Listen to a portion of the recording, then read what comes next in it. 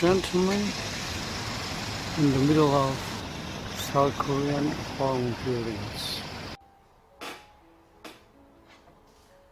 오늘은 한국 국민들만 모르는 강대국 외교의 현실에 대해서 한번 설명을 해보고자 합니다.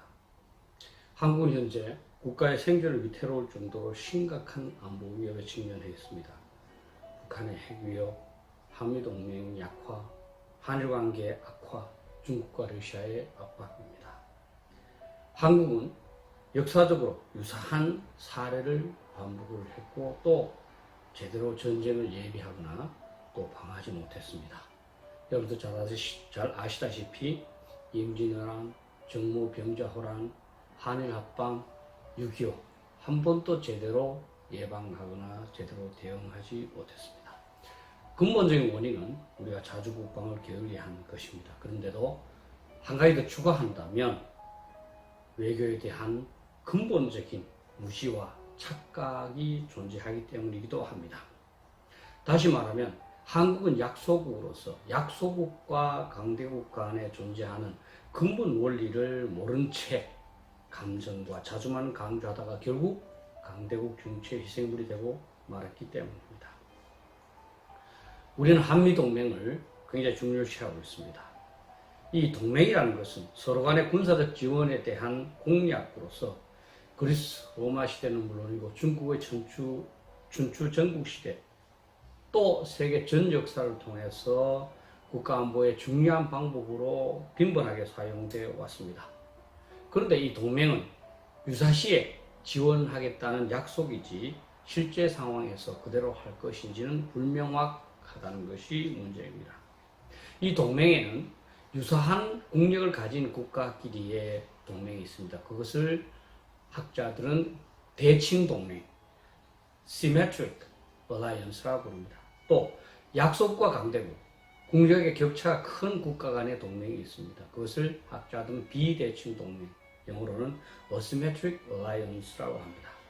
그런데 냉전 이후에 미국과 그 당시에 소련이 세계 질서를 양분함에 따라 대부분의 국가들은 미국 또는 소련과 동맹을 맺게 되었고 따라서 비대칭 동맹이 주류를 이루었습니다. 이러한 비대칭 동맹의 원리는 대칭 동맹의 원리와 근본적으로 다릅니다. 왜냐하면 대칭 동맹에서는 서로 간의 군사력을 원조하는 것이 가장 중요하지만 비대칭 동맹에서는 강대국은 약속의 군사력을 더 이상 필요로 하지 않기 때문입니다. 그래서 이 마이클 알트페트라는 학자를 중심으로 해서 비대칭 동맹의 원리는 약소국이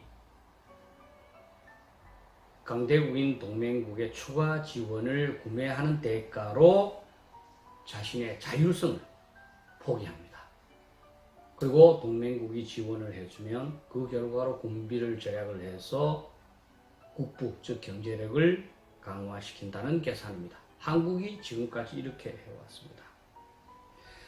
강대국 입장에서도 다른 강대국에 대응하기 위해서 어차피 강력한 군사력을 유지해야 하기 때문에 약속의 자율성을 양보받을 수 있다면 손해날 것이 없다고 생각해서 이러한 동맹을 하게 됩니다.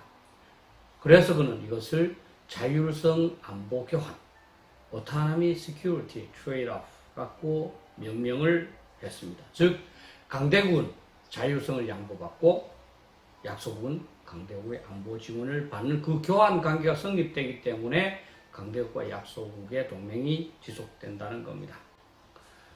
이것은 인간관계하고도 비슷할 수 있습니다. 어떤 힘센 친구와 힘이 약하지만 나름대로 기할 수 있는 친구가 동맹관계를 맺을 수 있습니다. 그때 그 힘센 친구와 힘이 약한 친구 간의 동맹이 형성될 수 있는 근본 원리는 바로 힘센 친구는 유사시에 지켜주고 힘이 약한 친구는 힘센 친구가 어떤 부탁을 할 때 들어주는 겁니다. 비단 강대국과 약소국의 이러한 관계는 동맹에만 적용되는 것은 아닙니다. 정도의 차이는 있겠지만 강대국과 약소국은 기본적으로 이와 같은 관계를 갖고 있습니다. 즉 강대국은 항상 압박을 하고요. 약소국은 이것을 수용을 해야 됩니다. 중국과 러시아의 경우에 한국을 필요로 하는 정도가 적기 때문에 동맹관계를 맺지 않지만 한국이 순종하기를 바랍니다. 다시 말하면 어떤 지원일지는 모르지만 그들의 기본 전제는 한국이 약소국으로서 중국과 러시아의 요구를 들어주면 자신도 한국을 지원해 줄 수 있다는 그런 태도입니다. 우리 한국이 만약에 중국과 러시아의 요구에 순응하지 않을 경우 그들은 강력한 압박을 사용을 하고 지금까지도 그렇게 해왔습니다. 마찬가지 이것은 인간 사회에도 적용됩니다. 약한 사람은 항상 강한 사람의 요구를 들어야 되고 만약에 그렇지 않으면 강한 사람들은 약한 사람에게 압박을 하게 되었습니다. 이러한 상황을 모면하는 약소국 입장에서 가장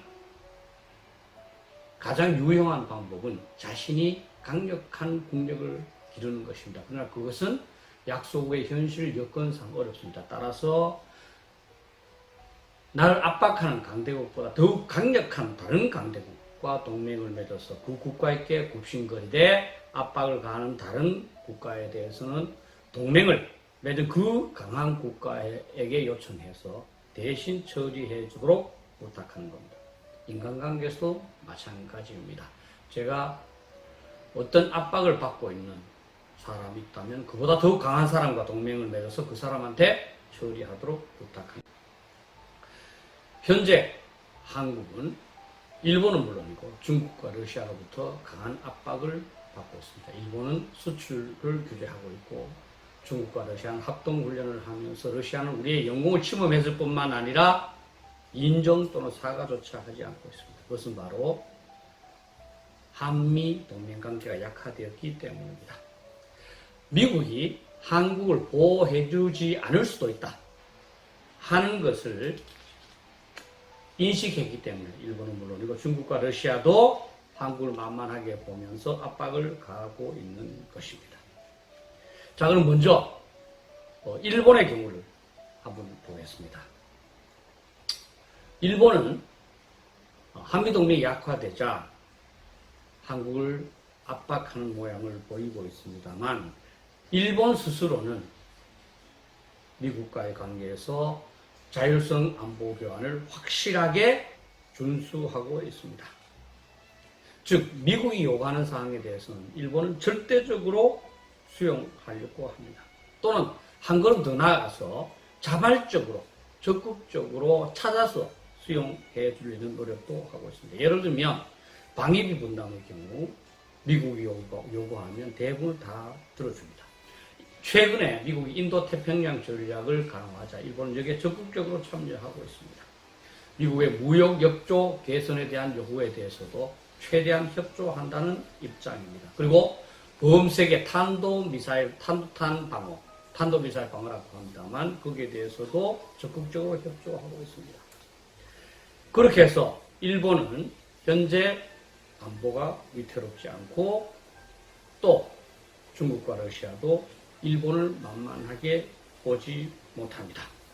따라서 일본은 미국과의 관계를 강화한 다음에 중국과 러시아를 견제하고 그것을 바탕으로 한국에 대해서는 압박을 가하는 것입니다.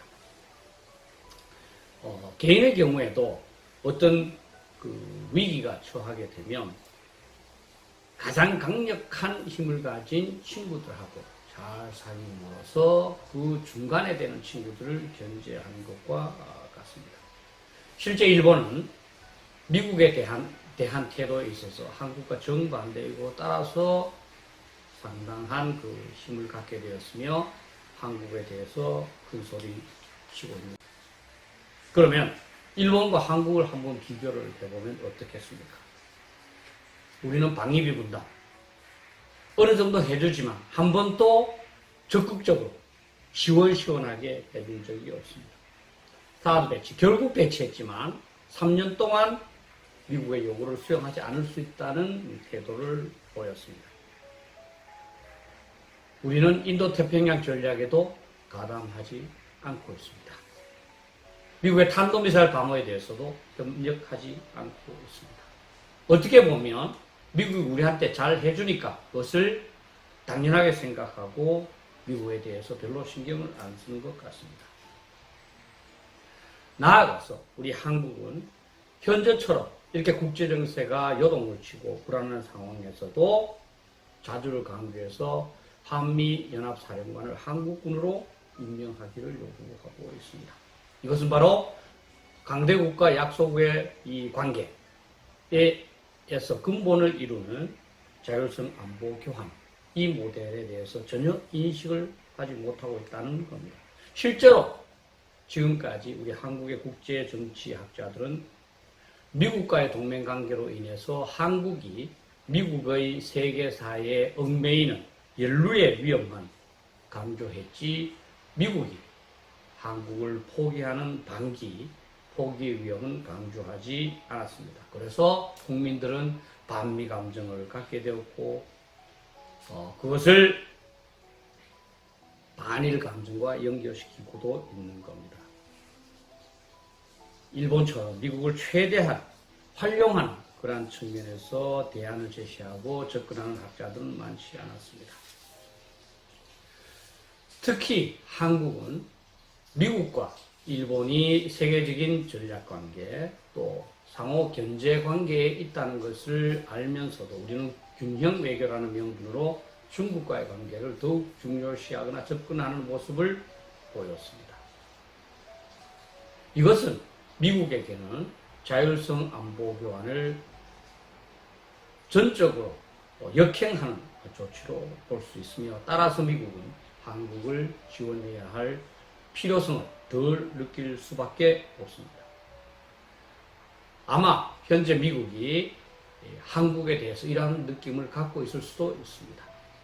한국에 대해서 북한이 위협을 하면서 신형 전술 유도무기, 즉 KN-23을 발사했지만 미국의 트럼프 대통령은 그것은 한국에 대한 위협이기 때문에 미국에 대해서는 위협이 되지 않는다라는 그런 생각을 피력을 했습니다. 그것은 바로 여차하면 한국을 포기할 수 있다는 그런 생각이 아닌지 모르겠습니다.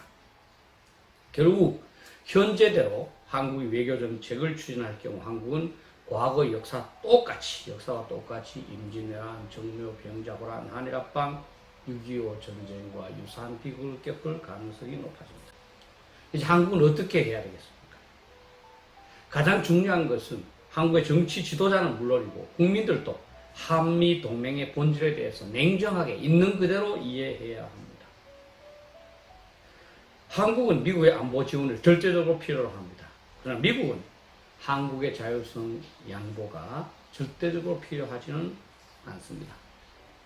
한국은 있으면 좋지만 미국에게는 없어도 크게 미국의 국익을 손상시킨다고 볼 수는 없기 때문입니다. 그래서 1950년에도 에치슨 선언으로 한국을 방어선에서 포기한 적이 있고 1977년 출범한 카터나 1989년 아버지 부시 대통령은 주한미군 감축을 위한 그런 계획을 만들기도 했습니다. 결국 한국의 입장에서는 미국의 환심을 사기 위해서 자율성을 적극적으로 양보하는 수밖에 없습니다. 그렇다고 해서 한미동맹이 강화되는 건 아니지만 그렇게 하지 않을 경우 약화되는 것은 분명하기 때문입니다. 이제 한국은 중국과의 관계에 대해서 냉정한 인식을 가져야 됩니다. 전략적 협력 동반자 관계를 맺었지만 그 이후에 좋아진 건 하나도 없었습니다. 그 이후에 2010년 북한이 우리 군함을 격침시키고 또 연평도에 백주대낮에 포격을 가했지만 중국은 철저히 북한 편을 들었고 우리한테는 전혀 호의적인 그런 태도를 보이지 않았습니다. 중국과 경제협력이 중요하지만 미국과의 안보협력에 비교할 수는 없습니다. 왜냐하면 안보는 개인의 생명과 마찬가지로 국가의 생존에 관한 것이기 때문입니다. 한미동맹 강화를 위해서는 한일 간의 안보협력이 너무나 중요합니다. 한국이 북한의 공격을 받았을 경우 미국이 한국을 지원하기 위해서는 일본의 기지가 절대적으로 필요합니다. 또한 미일 동맹과 한미 동맹이 긴밀하게 연결될 때 한미 동맹은 확고해집니다. 또 한일 관계가 경색되면 미국도 한국에 대한 정책 또는 선택지에서 혼란을 가질 수 있고 선택지가 제한될 수 있습니다. 따라서 일본과의 관계에 대해서는 감정보다는 대화와 타협을 통해서 이견을 해소하거나 또는 지연시킬 필요가 있습니다. 추가적으로 한국은 현재 추진되고 있는 전시작전 통제권 환수 또는 전환, 내용적으로는 한국군 대장으로 한미연합사령관을 임명하려고 하는 조치는 중지되어야 합니다. 왜냐하면 그렇게 되면 당연히 미국은 한반도 방어에 대한 책임을 모면할 수 있기 때문입니다. 자신의 대장이 사령관으로서 책임을 지는 것하고 부사령관으로서 책임을 지지 않는 것하고는 상당한 차이가 있기 때문입니다. 이제 우리 모두는 북한이 핵무기로 위협하는 상황에서 미국이 한국을 제대로 지원하지 않는다면 어떻게 할 것인가를 자문해야 됩니다. 거기에 대해서 나름대로 대책이 있다면 좋습니다. 그러나 대책이 없다면 한미동맹을 강화하는 것은 한국의 생존, 우리 자식 손자의 미래를 좌우하는 너무나 중차대한 사안일 수 있습니다. 비록 불쾌한 마음이 없지 않지만 현실은 감정에 의해서 달라지지 않기 때문에 자율성 안보 교환이라는 강대국과 약소국의 동맹의 조건을 정확하게 이해하고 거기에 맞춰서 우리가 조치를 해야 한다고 봅니다. 감사합니다.